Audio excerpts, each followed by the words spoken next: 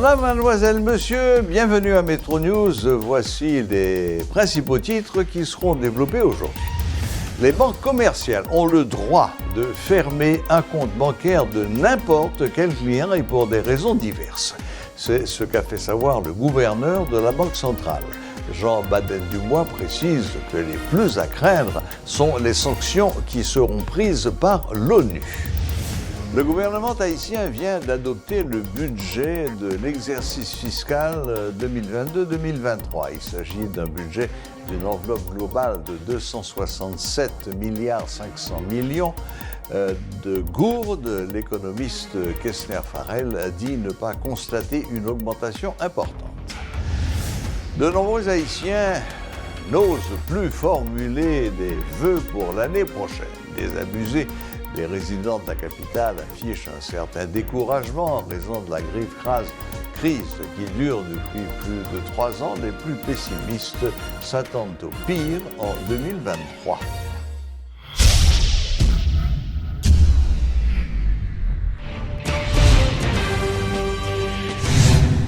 Les banques commerciales ont le droit de fermer un compte bancaire de n'importe quel client et pour des raisons diverses. C'est ce qu'a fait savoir le gouverneur de la Banque centrale. Dans une interview accordée à Métropole, le gouverneur Jean Baden-Dubois a fait remarquer que les banques commerciales disposent de provisions légales pour entreprendre une telle démarche. Interrogé sur les sanctions adoptées par le Canada et les États-Unis contre certaines personnalités politiques et économiques haïtiennes, le gouverneur précise que les plus à craindre sont les sanctions qui seront prises par l'ONU et qui sont applicables dans le système judiciaire haïtien. Parce qu'on regarde l'ONU, qui sont une résolution 2653, absolument. Okay. Qui lui-même, c'est liste en fait que tout le monde a supposé peur, parce que lui-même, il a force de loi automatiquement. Parce que nous signons une convention avec l'ONU, et on connaît que, en fait, dans la hiérarchie des lois, okay, on a les lois, la Constitution et puis les conventions internationales. Donc ça veut dire que automatiquement que l'ONU saute sur une liste et qu'on sous liste là, ça veut dire dans la liste là pour tout individu que obligé à appliquer les forces de loi en Haïti. Mais nous ne là. Pour l'instant, nous avons des sanctions bilatérales. Les sanctions bilatérales, nous avons essentiellement sanctions au FAC aux États-Unis, nous avons sanctions Canada, et puis nous avons récemment là, le 29 décembre, sanctions Angleterre. C'est des sanctions bilatérales. Sanctions bilatérales différentes, et les sanctions bilatérales applicables directement dans le pays de juridiction. C'est-à-dire que sanctions Canada applicables au Canada, sanctions États-Unis applicables aux États-Unis, sanctions Angleterre applicables en Angleterre. En raison du lieu, rationner l'outil. Ce qui fait qui est différent complètement de sanctions ONU. Maintenant, sanctions américaines ont une particularité.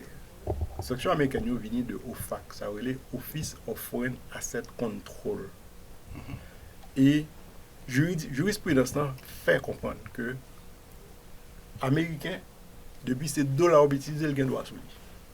Okay? C'est pour raison ça que le CABA une série de restrictions, les capables et les dire que depuis ces dollars utilisés, okay? Même si que ça aurait des questions d'externalité, même si c'est dans l'autre pays que le dollar était dollar américain. Dollar n'a pas le choix, c'est dollar pas américain que le Donc maintenant, nous-mêmes nous sommes payés côté nous utilisons pile dollars. Et le problème qui arrive par rapport à la banque correspondante, qui est majorité banque correspondante pour le système bancaire haïtien, c'est des banques qui sont aux États-Unis.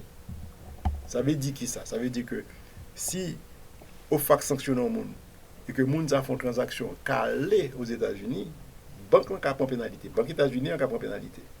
Ça veut dire que si banque États-Unis n'a pas de pénalité, qui ça l'a dit? L'a dit comme ça que je ne pas faire suffisamment de business à avoir en Haïti pour me continuer une relation avec vous. Donc, banque en Haïti a une pour un risque côté que banque là capable de retirer relation avec lui. Donc, une banque c'est gestion de risque lié. Donc, le banque l'a regardé client, risque client ça comporté par rapport à lui-même. OK, par rapport à business dit. Parce que si on banque pas perdu banque correspondance, ou venir dans une banque locale, ou en banque encore. Le regard des risques client ça posé par rapport à lui-même, il a dit pas prendre risque ça. Est-ce que vous comprenez ça tout là? Surtout si mon nom sont au FAC. Donc ça faut regarder bien sanctions au FAC par rapport à l'autre sanction. Maintenant on a décidé par rapport à l'IS Canada, il y a moins risque parce que je ne pas vraiment un correspondant canadien. Mais le même problème posé, c'est le tag un correspondant canadien. Il t'a regardé problème Angleterre là, il a dit qui risque de courir par rapport à l'institution financière que m'a fait affaire avec eux en Angleterre. S'il trouve que le gain moins risque, il doit décider de continuer la relation. Mais sauf que le pas fait transaction pour client ça dans le pays ça. Vous voyez ça? Maintenant, pour client ça, il doit décider là, il dit même pas pour les États-Unis. Mais le problème qu'aux États-Unis, c'est que nous utilisons le dollar tout comme monnaie courante. Donc le risque est très grand pour lui. Donc si bien que la banque est obligée de prendre certaines initiatives différentes l'une de l'autre, dépendant du client. Un client qui suit le SOFAC là, il y a plus de chance que la banque là a décidé que je ne pas prendre chance, ok, faire business avec vous, ou du moins, s'il décide de faire business avec vous, il ne peut pas accepter de faire transfert aux États-Unis. Ok, ou bien il ne peut pas accepter qu'il y ait des comptes dollars pour en Haïti. Donc ça, c'est une décision que la banque prend. Et pas oublier que décision, en fait, un client avec une banque, je ne pas droit dans telle banque, pas vrai. C'est vrai que va réguler tout le système financier. Mais la relation d'un client avec sa banque, c'est une relation qui est régie par un protocole ou une convention, ça veut dire les conventions d'ouverture de compte là, co-signé entre nous-mêmes et banque là. Il se trouve que l'autre a signé, nous ne pas rendre compte que dans la ligne fait, banque là dit que le café met compte n'importe qui là. Donc on met ça devant la justice. Quel que soit mon nom, on met ça devant la justice. Parce que ou signé, qu'on d'accord. OK? Mais maintenant, réaction de général de banque, ça dépend. Il y a des banques qui continuent relation avec des gens qui sont les Canada ou qui doivent dire que par rapport à mon montant comptoir, on dit que les gens qui gagnent $2,000 sur compte et puis 100 000 gouttes. C'est ça, c'est mon bien. Bon, on a dit, monsieur, vous avez passé pour business que je vais faire avec moi, ça va justifier que je vais prendre ça. Et puis, il fait mes comptes. Mais par contre, tout gagne plusieurs autres montants, il doit peut-être garder et puis les gérer maintenant avec compliance. Donc, quel que soit ça qui passe, tout compte ça en banque qui respecte tête au niveau conformité, à mettre sous haute surveillance s'il décide de continuer le business avec lui. Mais certainement, l'on décide de pas continuer le business avec lui, il doit garder tout le monde qui est apparenté avec lui.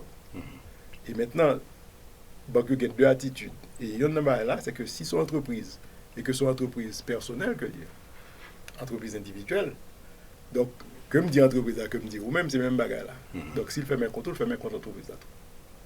Maintenant, si c'est une entreprise qui est une société anonyme, la banque est obligée de garder pour est-ce que vous avez plus que 50% dans la société.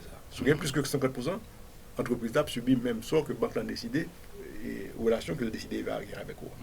Mais si vous avez moins que 50%, l'entreprise a très souvent, le plus souvent, a été continuer à fonctionner. Mais toute bagarre arrêté à une évaluation de risque de banque.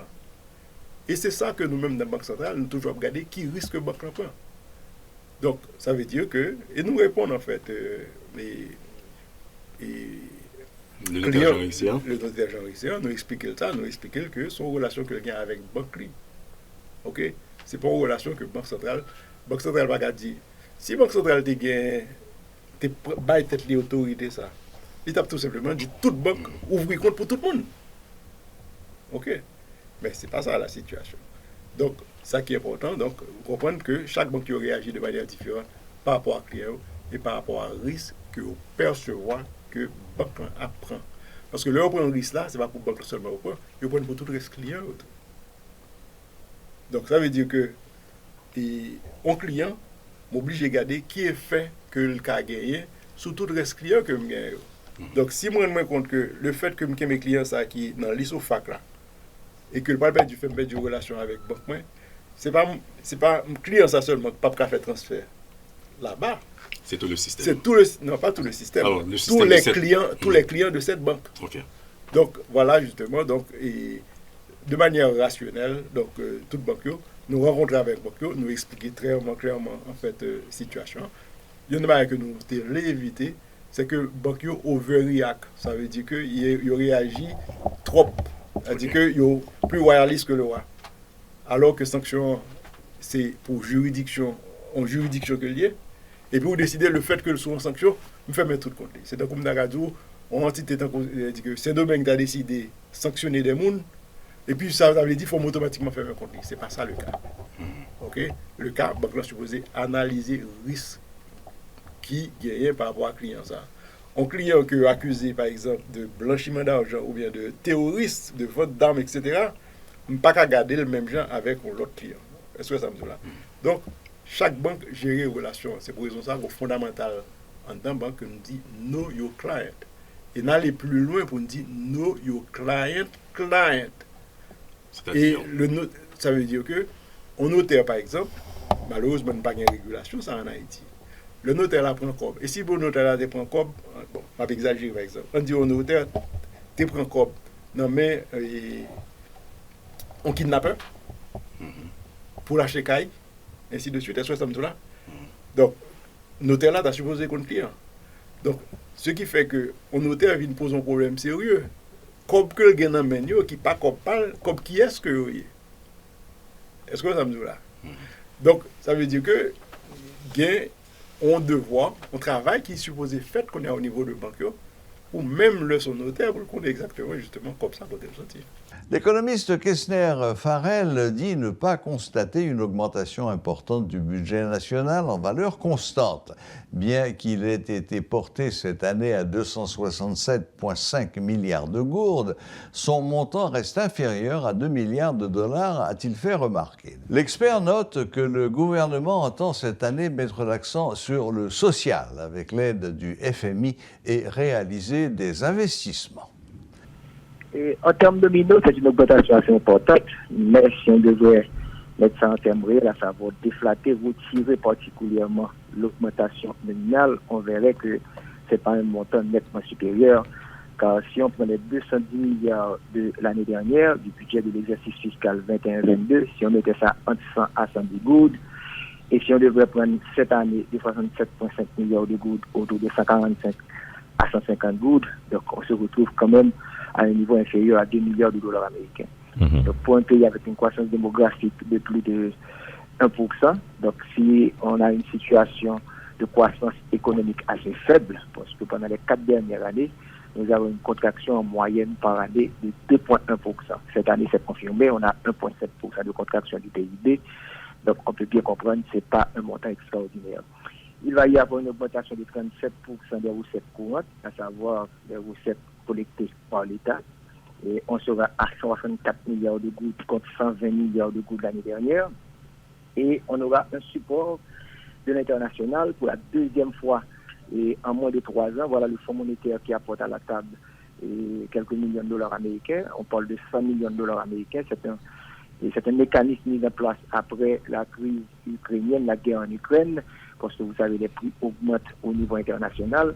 C'est pas spécifiquement pour Haïti, mais d'après le ministre des Finances, ce sera la première fois qu'on va mettre ce mécanisme en place autour de 100 millions de dollars américains. Ceci pour représenter un support assez intéressant. Et surtout, qu'il va y avoir un appui budgétaire qui passe de 4 milliards à 9 milliards de gouttes. Donc, en termes de recettes, ça fait quelque temps déjà qu'on n'avait pas remarqué une augmentation des recettes pendant que les dépenses courantes diminuent. Pour que le public puisse bien comprendre, les recettes courantes qu'on collecte très souvent, et l'année dernière, c'était même, je pourrais dire, et ça avait frappé puisque les dépenses courantes dépassaient les recettes courantes, ce qui veut dire qu'il y avait un déficit à ce niveau déjà, donc il reste très peu d'argent pour les dépenses d'investissement. Donc le gouvernement espère augmenter les dépenses d'investissement cette année, et tu l'as bien dit en parlant des priorités, et ça apparaît dans les chiffres. Donc il va y avoir, et au niveau du ministère des Affaires sociales, une importante somme, près de 30,5 milliards de gouttes. C'est assez important, on ne voit pas des allocations aussi importantes en général au niveau de ce ministère. On va avoir également une augmentation au niveau du ministère de la Justice, mais là, c'est particulièrement pour la police nationale. On est à près de 28,8 milliards de gouttes. Donc, c'est des augmentations assez importantes, mais il peut y avoir de bonnes intentions. On sait que l'affaire n'est pas avec de bonnes intentions, mais ce sont des hypothèses. C'est un budget qui annonce des changements, mais il doit dire que le gouvernement dépend et compte également sur la sécurité.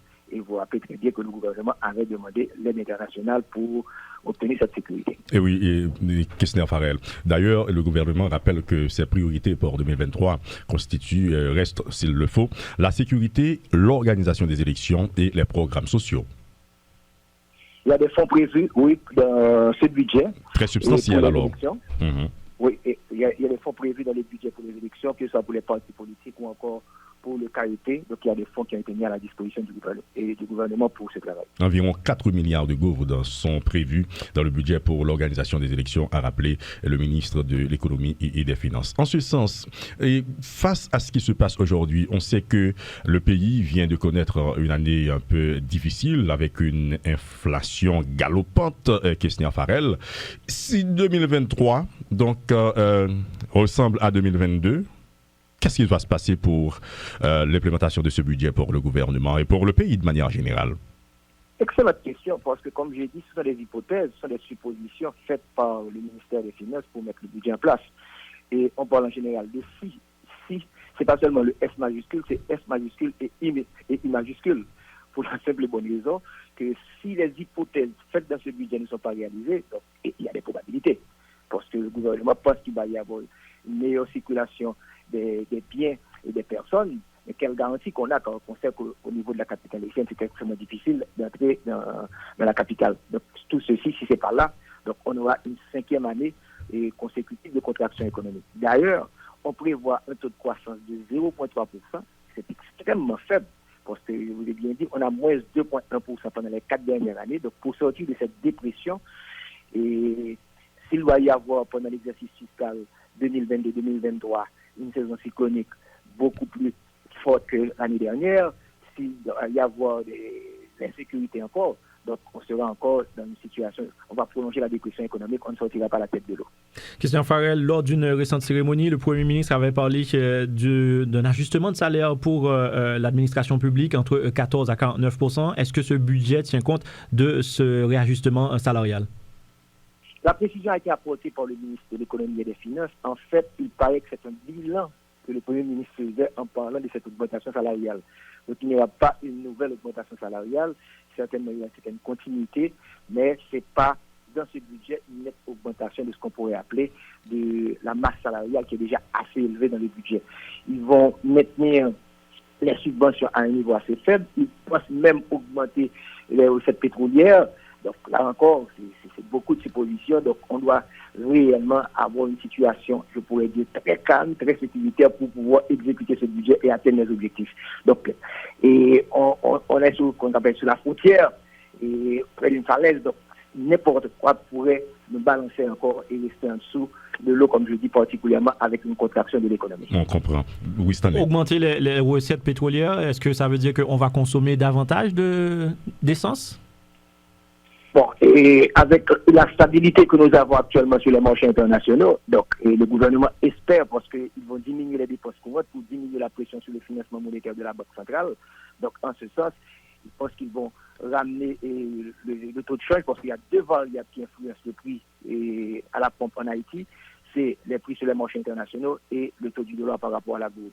Donc, si le prix reste faible sur les marchés internationaux, s'ils arrivent à maîtriser ou à stabiliser le taux de change, donc on pourrait avoir une certaine stabilité pour entrer beaucoup plus de cours dans les caisses de l'État. C'est un espoir du ministère de l'Économie et des Finances. L'ancien Premier ministre Jacques-Guy Lafontant espère que 2023 sera l'année de la remise sur pied des institutions du pays après une année 2022 infernale. M. Lafontant plaide en faveur d'une réconciliation nationale. J'espère que 2023 sera meilleur que 2022, parce que 2022 a été une année infernale pour nous autres Haïtiens et Haïtiennes. Et je dois vous dire que un peu le monde fait faillite. Et dans 2022, avec toute troupe politique qui gagne, et me souhaiter que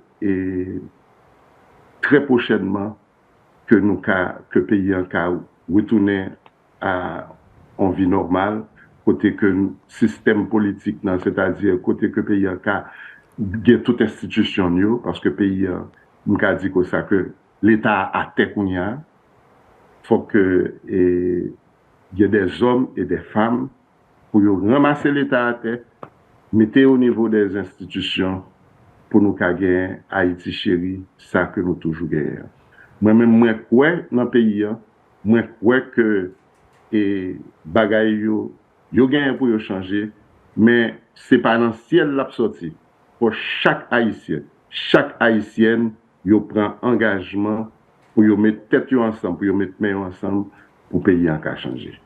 De nombreux Haïtiens n'osent plus formuler des vœux pour l'année prochaine. Désabusés, des résidents de la capitale affichent un certain découragement en raison de la grave crise qui dure depuis plus de 3 ans. Les Port-au-Prinциens, à l'instar de leurs élites et de leurs dirigeants, redoutent l'avenir. Au cours des 3 dernières années, la crise n'a fait qu'empirer, avec notamment l'assassinat du chef de l'État et le démantèlement de la superstructure et des infrastructures publiques. Les plus pessimistes s'attendent au pire en 2023. Voilà, la boucle est bouclée. C'est bien le dernier Métro News, le dernier journal de l'année 2022. Nous sommes en plein dans la saison des fêtes et des vœux. Permettez-moi donc, dans mon nom propre et au nom de toute la famille Métropole, de vous souhaiter une année 2023 qui nous fasse rapidement oublier 2022. Santé, argent, bien sûr, et surtout sécurité. Tels sont les vœux que nous formulons pour vous et à la prochaine. La prochaine sera en 2023.